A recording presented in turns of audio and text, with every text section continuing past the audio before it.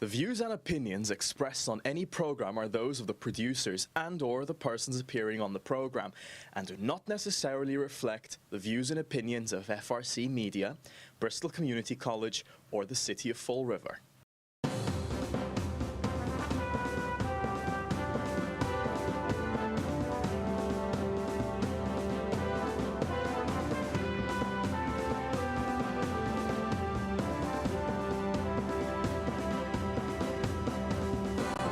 Well, hello. Welcome to Spindle City Straight Talk. I'm Chip. And I'm CJ. And it is Monday in the Riv. And my head isn't cut off now. And we can see the top of your head now, CJ. Yep. Well, yeah. Oh, wait a minute. Okay, that's my head. Now, it doesn't make any difference. The forehead, the rest of the head all looks the same at me. You can cut the top off, so no big deal. But yeah, well, again, it's Monday in the Riv, and we've got a whole bunch of stuff to talk about. And I understand we have a guest coming in. We do have a guest a little later in the show, the unknown mayor. Okay. And we're gonna probably you'll probably have some questions for him. He comes from the town of Wonderful, and as far as he knows, everything's wonderful. Mm-hmm. And if you don't like his town, he tells you to go jump in a lake. Wow. So they got a lake in his town. He's got a lot, but they also don't have any affordable housing. Oh. They don't want the great unwashed in their towns. Let them stay in Fall River. Right, exactly. So, but, you know, it's ironic that part of Friday's show, which we got a lot of good feedback on, we talked about the media, local media not really publicizing things, especially about the police department, Right. which we've heard some really scary rumors about money and things, and we'll deal with that on another show. But you know, it's, as far as I know, Paul was on this today, supposedly on the radio, saying, as far as I know, there's going to be no problem at all on the Duval corridor, and they're going to make sure everybody can get to the Cove and stuff, but we'll see. You know, everything was, as far as he knew, everything was going to be fine with Durfee, too. And Right. look at the horror show we had. Right. But, yeah, it's that attitude, as far as he knows. He's supposed to know. He's the mayor. You know, and he continues, and we know that he was on the show with Kenny, crowing about the MBTA coming in the corridors, the panacea, in spite of the fact that Senator Roderick has told us clearly this is not the magic bullet. It's Right. not going to fix things. It's just another piece in a puzzle. Correct. And it doesn't fix anything. But you know what disturbs me? Because every time we talk about this on our show, people go, you guys are negative. No, not with stating facts. Correct. And we know there was a campaign against it. They didn't have any money. And we know that the newspapers, everybody, all the plants were out there crowing how this is going to save everyone. When we knew that the MBTA was falling off a cliff, is in a total state of disarray. I think over the weekend, the Green Line lost the lights. Somebody almost got killed. Yep. So this is, you're going to take the MBTA up to jump on a red line and possibly get killed and have no lights. This place is a disaster. So again, we found something from not local media that I'm sure you will never see. Okay, here we go. Now, you see what that says? That is our governor. That is our governor. Take a good look. I'll read the rest of the headline. You may not be able to read it.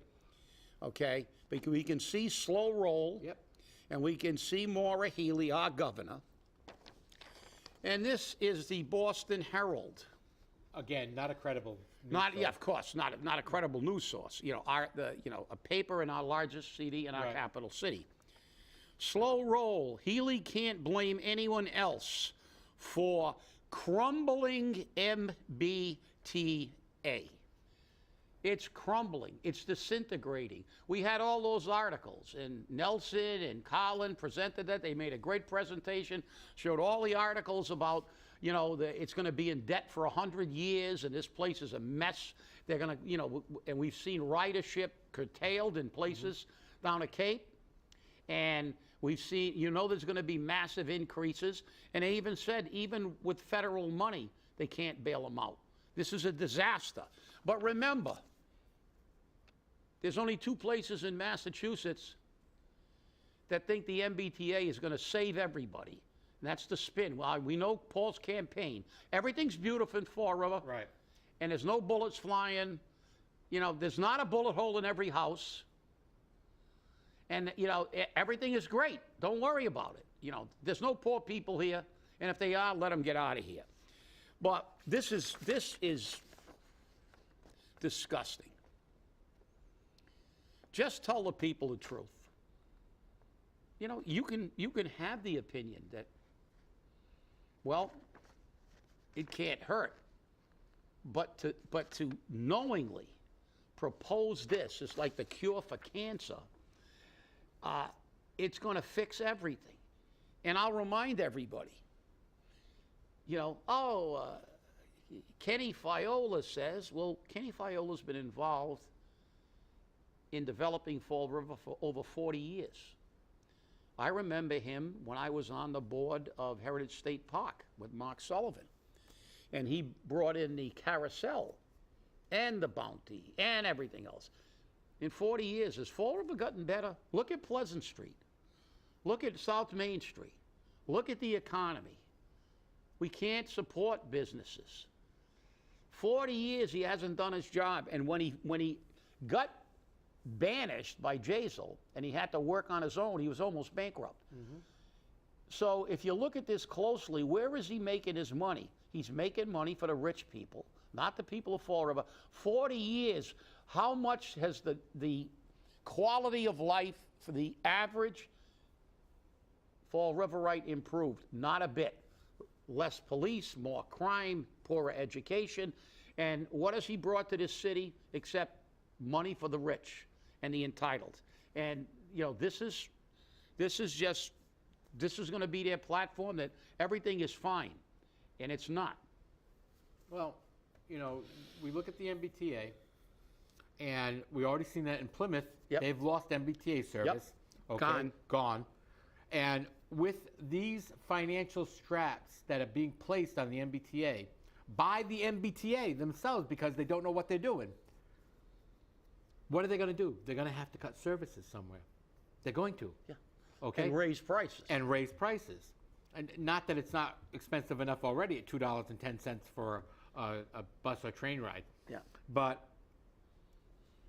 will Fall River be able to keep its service? Are we going to open the service later on this year, and it'll be open for a couple of months, and they'll say, oh, got to close it. Sorry, not enough ridership, losing too much money, done. Yeah.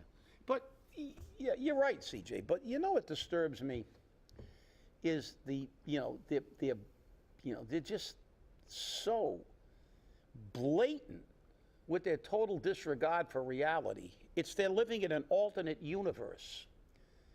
You got this guy saying, oh, the MBTA is bringing everything, restaurants, people. Bull, that's bull. We know that. Mm-hmm. It hasn't done that anywhere it's gone. It's in big trouble. They'll never acknowledge it. They sold it as this thing is the greatest thing. Say the MBTA is great, when the rest of the state, except for Wonderful and Fall River, knew that this place is it's a disaster. Right. This is a monument to public corruption and incompetency. This is a place where they dump everybody's relatives to work. The Lottery Commission and the MBTA, and we all know that. And the Fall River Housing Authority. And yeah, well, in Fall River. Yeah. But then again, like I said, this is the very definition of insanity. Everything that comes to Fall River is going to fix Fall River, and it's not true. Right. It's got to be a whole bunch of different things, and with a priority for the people of Fall River. But no, the carousel was going to fix Fall River. The Bounty's going to fix Fall River. The Duval Corridor is going to fix Fall River. Urban Renewal is going to fix Fall River. And then we got our clueless mayor again. What's the definition of insanity? Doing the same thing over and over again and expecting a different result. Well, now he was on the radio. You got frickin' Frack over there on the radio. He's talking about the Duval Corridor. It's going to bring everything. We're going to tow down, restaurants and people in chains, and we're going to throw them in these apartments that they can pay money for. No. Then our mayor gets on and says, oh, I got a big plan for the Flint. we're going to put new facades and windows in. That's going to fix the Flint. Really? Didn't they do that on Purchase Street? Yes, they did. Didn't they put facades and windows? Yes, they and did. Hebert got windows and all those Yep. nice buildings that were falling apart and a beautiful facade. Yep. They put like big layers of lipstick on that pig. I don't know. Last time I drove by Purchase Street, I didn't see 50,000 tourists. Nope. I didn't see a whole bunch of people lining up to go to Purchase Street. Nope. Facades. This guy is going to campaign on everything's great, and if we put more lipstick on this pig, it's going to get better. And he's just running up the bills, giving everybody pay raises, and then when he's leaving, the city will go into receivership because no more opera money, no more federal money. Well, it'll be a disaster. But I get so angry when I think about where has he been his whole life. Well, I know where he's been, walking around the school department with his hands in his pocket and his head up his derriere. He doesn't pay attention. He just collected his fat paycheck and went home. Like his family does. It doesn't, the things that affect people in Fall River don't affect that class, the haves. Right. They don't care about a little bit extra paying for gas. They don't worry about their making their mortgage because they're making giant pays. They don't care. They live in a different world. They do. The haves and the have-nots. But for him to not know that we've urban renewal, we've already done the facade thing, and for him not to know, it shows how out of touch he is with the people of Fall. Look, Fiola knows. The Fiolas know they are elite. And they think they're elite. Like, the hell with the poor people. Right. We don't care about them. I'm making big money. She's making big money. And and we don't even like poor people. We'd like to see them all leave Fall River. Well, Paul supposedly lived in the city most of his life. He sure as well got out of here after he retired. Only came back to run for office. But how does he not know that I don't care what you do to the front of the building and the windows? When you got a community with people that can't buy anything, businesses don't stay in business. That's why Purchase Street doesn't work. That's why none of this stuff has ever worked. Rebranding, that's another one. Oh, we're going to rebrand. That's happening tomorrow. We're going to have a big press conference. That's right. Let's rebrand. And that's going to save Fall River. Jazel already did it. Look, if it walks like a duck, and it quacks like a duck, you can call it a turkey all you want, Paul. It's still a duck. Fall River is still Fall River. You haven't done a damn thing to help the average people with their taxes, with their rents, or with anything. And all you do is walk around and say it's good. More especially, when we look at this administration, we see the fact that nothing's been done about crime. Nothing has been done about the financial situation that our people are in, and nothing has been done about the failure of the school department. So with all of those things just being looked at, and that's just the tip of the iceberg, what can this administration finally do to correct these issues and make life in Fall River better for the people of Fall River? Because remember, when you push the people out of the neighborhoods, we lose the neighborhoods, and then we lose the city. And that's what is happening. Well, we have a guest. I would like to introduce our guest, the mayor of Wonderful. Oh, it's so wonderful to be here. I really love it. Fall River's the place that has the same attitude as our motto. As far as I know, everything is wonderful. But you guys take the poor people that we won't let in. And it's nice of you. Even though you want to push them out, I just want to tell everybody, wonderful is wonderful. We don't have the MBTA yet, but when we get it, it's going to be even more wonderful. And it's great to be in a community that's as clueless as ours, and I really love it. And thank you for having me here. It's our pleasure. It's definitely our pleasure. Now, my big question to the administration is this what we have? Are you walking around with your head in a bag? Only you didn't put the eyes in so you don't have to see forward? My big question is, What are you going to do? This is an election year. We already see the things you're doing. We already see the things that your cohorts are doing. We already see what your subordinates are doing. We saw Linda bring forth to the city council in a resolution how to address taxes. It wasn't to address taxes. It wasn't to cut taxes. It was to show the assessor's office to the people to say, these are some of the exemptions and some of the exceptions you have to your tax bills. If you qualify, which is income-based. A lot of it is income-based, unless you're blind or a veteran. So what are you doing? Then we have questions of things going on with city money going to nonprofits, city money going to non-nonprofits, city money being promised to purchase a building, city money being promised to purchase a parking lot. What is this? How can you promise this money? Where is it coming from? Where is it all coming from? And now we're hearing that, which is interesting, that the veteran service officer who was pushed out, and a new one, by the way, will be named sometime this week, I was told. Oh, it's campaign time. It's campaign season, so you got to get that. You got to get that in there. And when the old veteran service officer came in, allegedly she found pieces of paper saying, "I owe you $50. I owe you $50. I owe you $100. I owe you money." Why would the veteran service office have IOUs? I don't know. Why is money going out to $5,000 from Fall River money went to Somerset? Wow.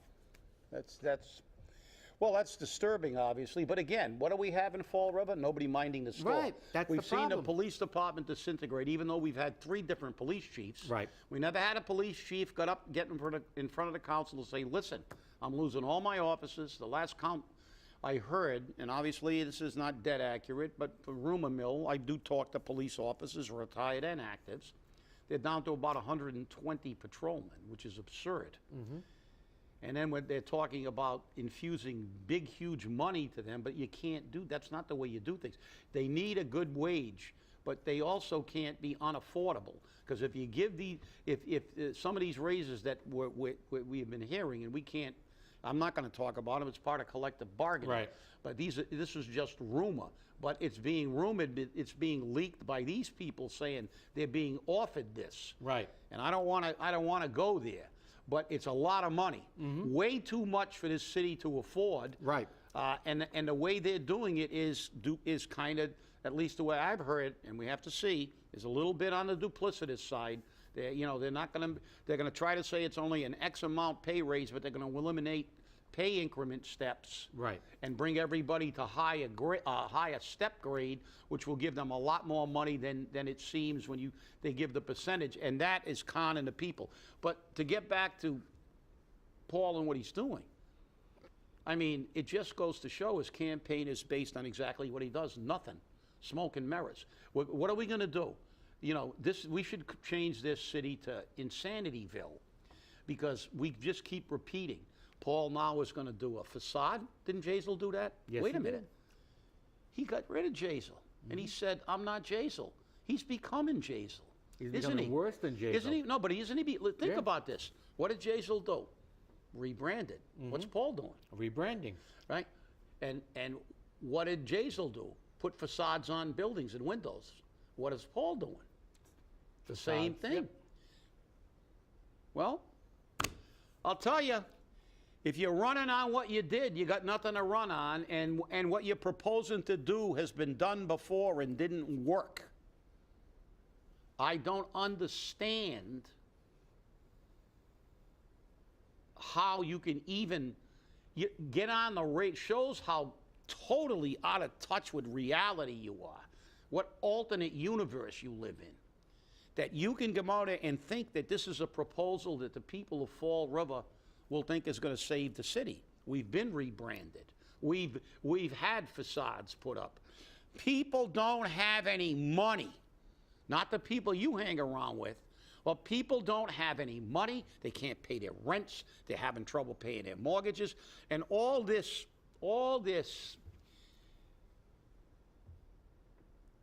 theater that we have. I like now, that. It's theater. It's election year. That's right. All of a sudden, Linda wants to talk about fixed income people and veterans. Last time I checked, those people were living here last year, the year before, and the year before that, when Paul Coogan was mayor and she was sitting in a council chair. That's right. All of a sudden, these councilors had an epiphany. Oh, look, there's people in here that need help because they got no money. Well, guess what?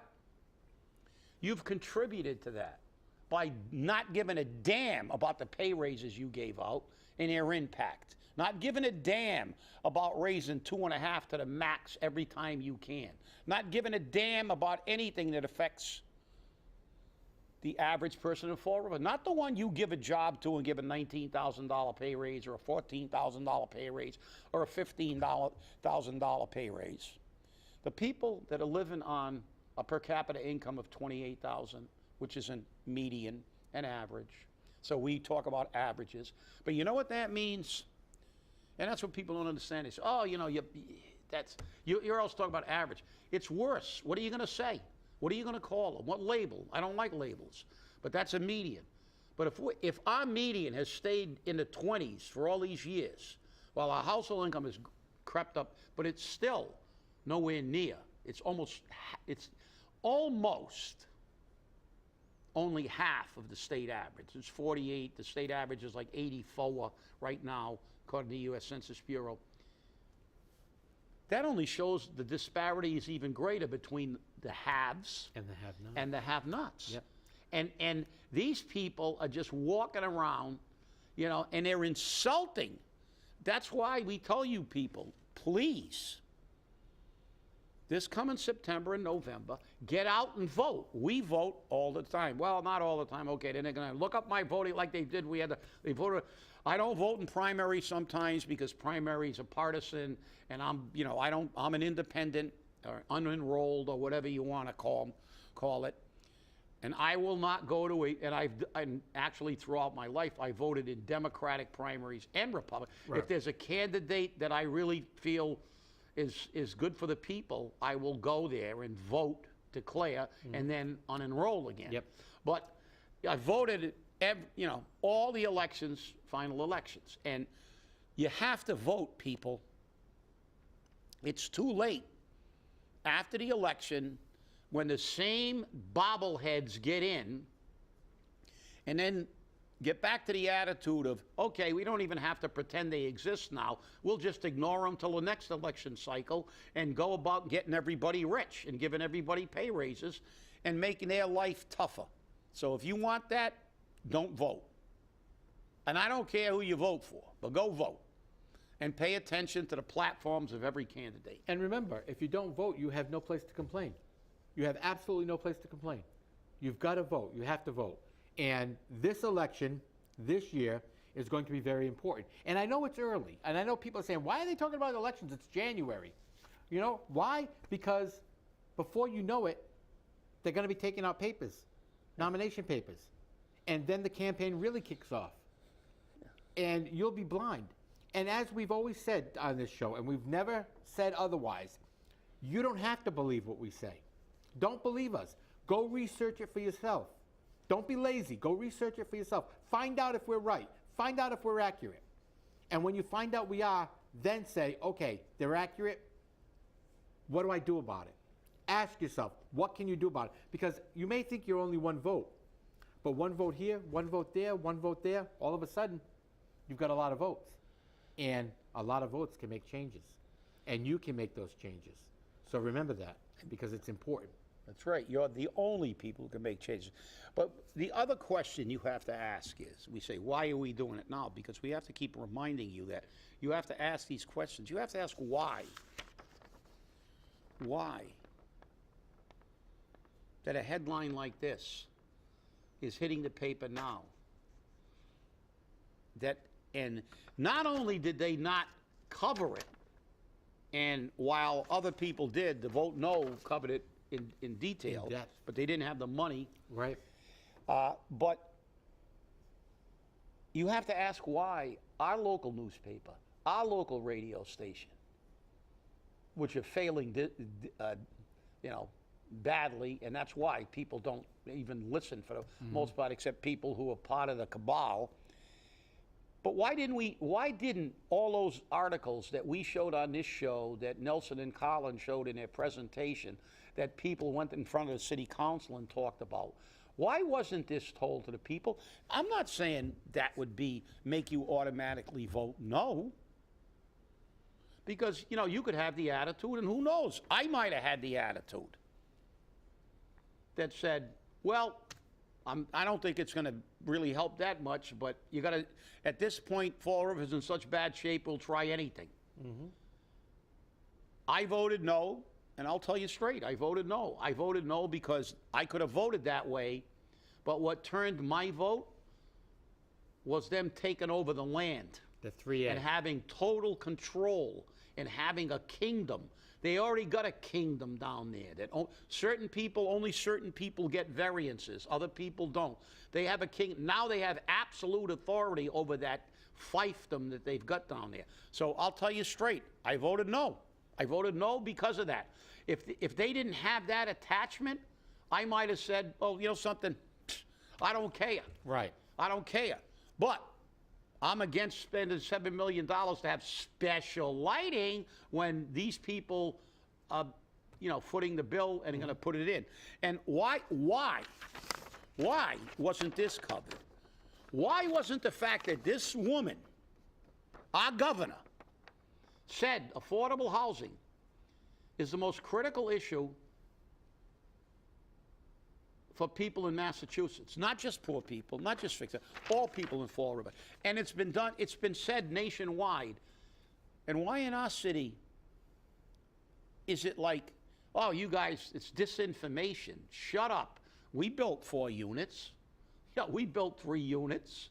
And in Somerset, they built. They're seeking permission for 40B housing, that's affordable housing, to take 120 units being built and a 48-foot high building or something along that line, or 48 something, and a quarter of those are going to be made affordable housing under 40B. Yeah. Which will be almost as much in one building than we've done in an entire year And in that's Fall River. Somerset. Which That's is- not Fall River, that's Somerset. Which is like a pea compared to Fall River. Right, and it's not only 1-bedroom apartments, it's 1, 2, and 3-bedroom apartments. And they will not pay any more than 30% of their income. 30% of their income. Well, I hope that Somerset passes this thing. You know, but again, we look across the river that they want us to jump into, and only hope we do, and say, how can a community that small understand that people need housing? That, you know, we need this kind of housing that's predicated on your income. But no, they've not only not dealt with this issue, they've lied to the people about this issue and pretended that they're even looking at it, and we all know they're not. Right. So, Well, here's the interesting thing. The developer, his name is Landry, okay? He built the hotel. He built the buildings where the Paneras or Pancheros Mexican restaurant is, the Starbucks is, all of that is. And he wants to give back to the community now by building this 40B housing. That is how you get a developer, Mr. Mayor. That's how you get a developer, Ken Fiola, that wants to give back to the community, not that just wants to line his pockets, which is what you want to do, and we can't have that anymore. It's got to stop, and it's got to stop now. People of Fall River need to come first, and we need to make Fall River first. That's what's going to matter. Fall River coming first, and only Fall River coming first. Because if towns like Somerset can do it, why can't Fall River? It's amazing. Well, it looks like we're just about out of time. yeah, and the mayor agrees with us. He's right here with me. Nice meeting you. Yeah. And remember, keep yourself informed. Oh, the mayor fell down. Look out. And remember, stay safe, stay angry, and hold your politicians accountable. We'll see you on Wednesday. Thanks for watching.